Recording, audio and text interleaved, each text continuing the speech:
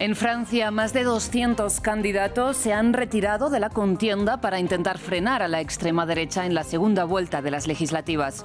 El primer ministro en funciones, Gabriel Attal, asegura que tampoco se aliaría para gobernar con el partido de izquierda Francia Insumisa.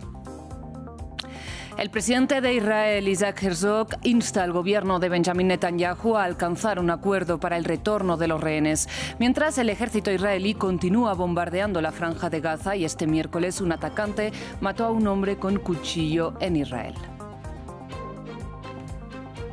El presidente Joe Biden sopesa la posibilidad de abandonar la carrera hacia la reelección, según reporta el New York Times. Pero la Casa Blanca lo desmiente. Nancy Pelosi reconoció que es legítimo preocuparse por la avanzada edad de los candidatos. Buenas tardes y bienvenidos a las noticias de France 24 en español. Soy Rosa Pérez Masdeu y es para mí un gusto acompañarlos.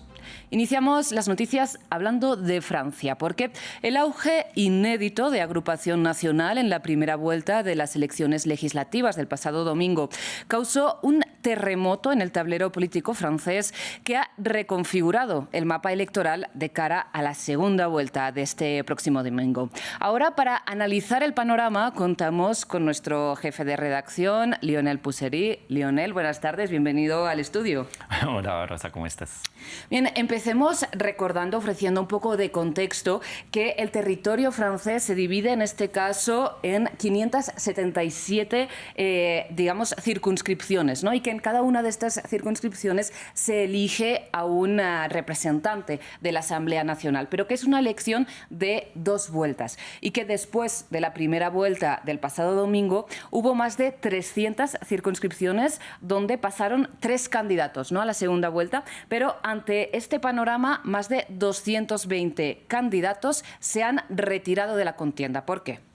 Primero hay que recordar este sistema francés que es muy particular porque podemos clasificar 2, 3, 4 candidatos a la segunda vuelta, que es algo que es muy poco común en otros países. Y lo que pasó el domingo es que en más de 300 circunscripciones hubo esta configuración que llamamos triangulares, es decir, 3 candidatos que se mantienen en segunda vuelta. Lo que pasó después es que ayer, cuando se oficializaron las candidaturas de segunda vuelta, hubo solamente 200 candidatos que retiraron su candidatura para evitar la configuración de un candidato de extrema derecha, uno por ejemplo, de izquierda y otro del macronismo. Eso es lo que se llama en Francia el Frente Republicano, es decir, cuando hay un candidato de extrema derecha en capacidad de mantenerse a la segunda vuelta y que podría ganar la elección, otros partidos retiran su candidato que llegó de tercero para impedir esta victoria de un candidato de extrema derecha. Eso es muy particular a Francia y es lo que pasó ayer y que cambia también las proyecciones, las opciones de la extrema derecha de llegar al poder el próximo domingo. Es decir, para unificar, ¿no? O sea, esta estrategia lo que busca es unificar el voto contra la extrema derecha en los distintos territorios. Pero precisamente lo comentabas, Lionel, que este es uno de los pilares de la democracia francesa, pero precisamente ha habido polémica porque el macronismo, ¿no?, la fuerza del oficialismo del presidente Emmanuel Macron, no ha querido participar en este frente republicano en todos los casos, ¿no? ¿Qué ha pasado exactamente? Pasa que los partidos no reaccionan de la misma manera en este escenario. Hay la izquierda que desde el domingo ha anunciado que retiraba sus candidatos cuando llegaban de en tercera posición después de la primera vuelta. Pero el gobierno, como podemos ver, el gobierno no fue tan claro como la izquierda para retirar sus candidatos. Metió como condiciones diciendo Frente Republicano, pero que se va a aplicar solamente a los candidatos cuando hay un candidato que es de izquierda, pero de izquierda o Partido Socialista o Partido Verde, pero no para Francia Insumisa, que es un Frente Republicano bajo condiciones cuando la izquierda en Francia no mete condiciones. Dice, vamos a retirar nuestros candidatos para impedir la victoria de la extrema derecha sin condiciones, que sea un candidato macronista, un candidato de derecha clásica.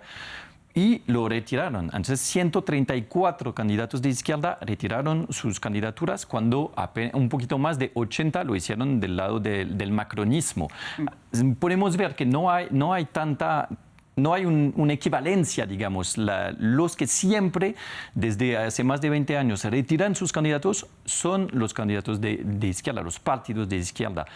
Y la derecha o el centro derecha siempre es menos claro que esto y mete condiciones considerando que Francia insumisa, por ejemplo, es de extrema izquierda, cuando es discutible.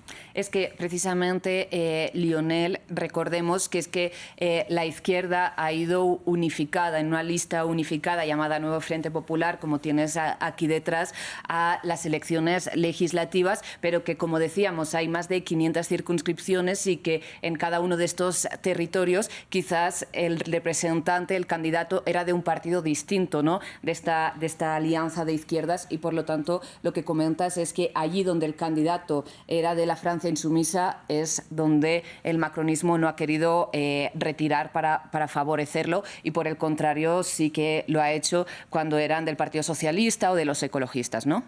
Sí, es que son esas condiciones que mete el macronismo y la derecha también, de decir que no es ni izquierda ni extrema derecha, cuando es discutible, porque el escenario que hay en Francia es una posible victoria de la extrema derecha y una llegada al poder que sería inédita en Francia. Precisamente hay posibilidades de que esta reconfiguración, este frente republicano, llegue a evitar la victoria de la extrema derecha que apuntan los sondeos y que apuntó también el resultado de la primera vuelta.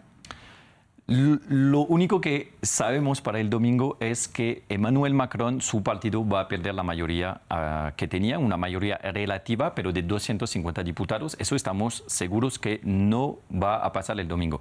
La duda es de saber si Agrupación Nacional va a alcanzar una mayoría, y que sería una mayoría quizás absoluta.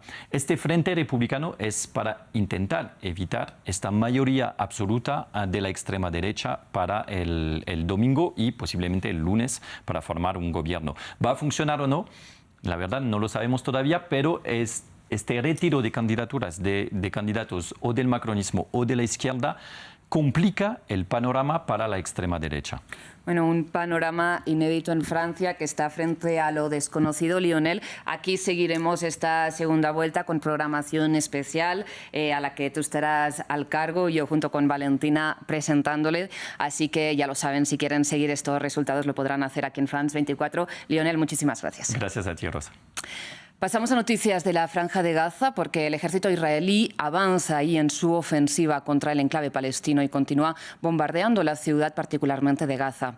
Por otro lado, este miércoles un hombre fue asesinado en un ataque con cuchillo en Israel, que no ha sido reivindicado, pero que la yihad islámica calificó de acto heroico y que jamás calificó de reacción natural contra los crímenes israelíes en Gaza y en Cisjordania ocupada, según reporta Al Jazeera.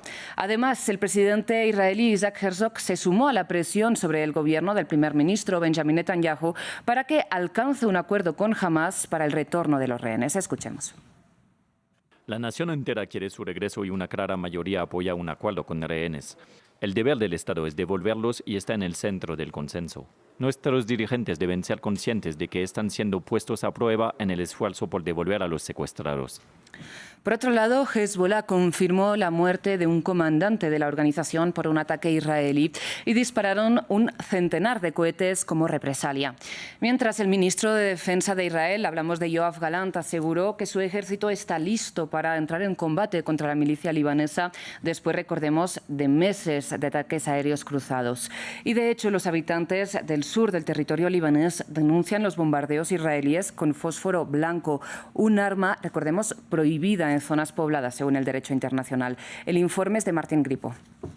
En Líbano, agricultores buscan determinar si sus tierras son aptas para sembrar, luego de detectar residuos de fósforo blanco a causa de bombardeos israelíes. Y es que el Consejo Nacional de Investigación Científica de ese país ha denunciado 175 bombardeos con fósforo blanco desde octubre. Cuando comenzó el conflicto con Hezbollah, el temor de la contaminación en los campos es latente, e investigadores advierten sobre un posible ecocidio. Antes de vender comercialmente esta tierra, mi familia y yo comemos de ella. Quiero saber qué le doy de comer a mi hijo, qué le doy de comer a mi esposa, qué como. Veo a mis vecinos y a la gente de mi aldea. Todos son nuestros vecinos y parientes. La gente quiere saber qué está comiendo. Los científicos buscan determinar el impacto de esta sustancia, por lo que desarrollaron un método propio para saber si las tierras son aptas para el cultivo. Además, analizan las consecuencias en el agua y en árboles centenarios. En nuestra investigación hemos obtenido distintas muestras utilizando una metodología científicamente sólida y rigurosa. Hemos desarrollado el método para evaluarlo. Lo hemos estandarizado y hemos comprobado que el método en sí es replicable y hemos obtenido unos pocos resultados. Son muy pocos para hablar del ámbito general, pero son suficientes para decir que nuestra metodología es fiable. Diferentes organizaciones sostienen que el fósforo blanco está permitido en operaciones militares. Se utiliza principalmente en la creación de cortinas de humo que sirven para ocultar o dar señales. Pero el derecho internacional prohíbe su uso en zonas pobladas, ya que es imposible discriminar objetivos militares de civiles. Vamos con noticias de Estados Unidos, donde aumenta la presión mediática y también política para que el presidente Joe Biden abandone la carrera a la reelección. El periódico New York Times cita fuentes cercanas a Biden que aseguran que sopesa la posibilidad de retirarse. Sin embargo, la Casa Blanca desmiente esta información.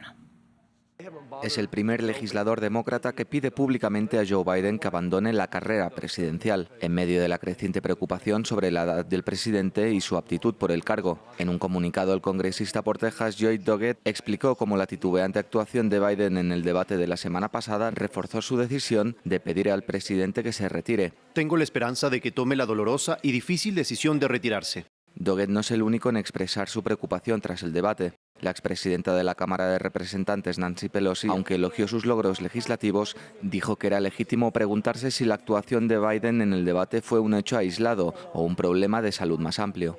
Creo que es legítimo preguntarse si se trata de un episodio o de una enfermedad. Por eso, cuando la gente se hace esa pregunta, es completamente legítimo por parte de ambos candidatos. Biden al menos parece tener el apoyo de su compañera de fórmula Kamala Harris, una de las principales candidatas a sustituirle si abandona la carrera.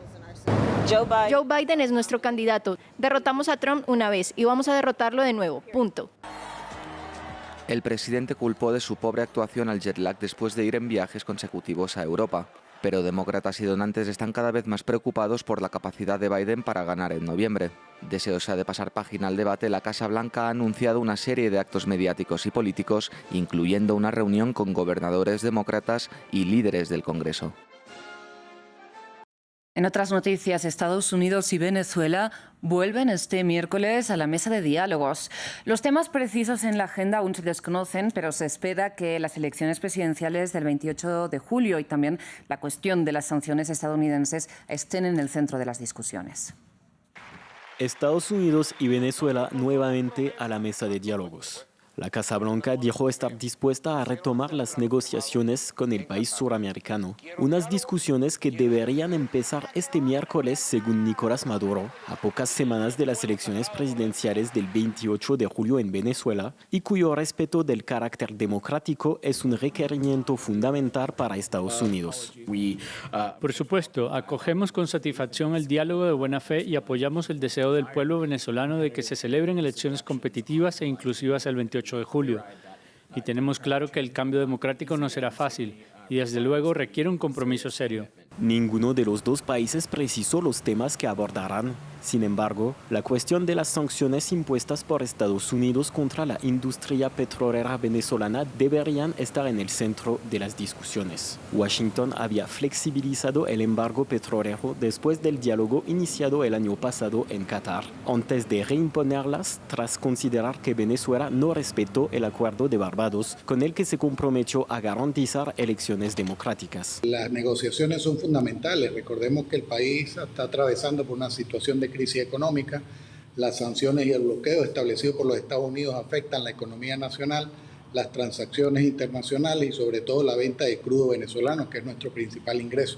Entonces, cualquier tipo de negociación y acuerdo con los Estados Unidos se hace fundamental para el retorno de la prosperidad económica nacional. Por su parte, la oposición venezolana saludó como una señal positiva para el país el diálogo con Estados Unidos y se declaró dispuesta a participar en las negociaciones. Hasta aquí las noticias, ya regresamos.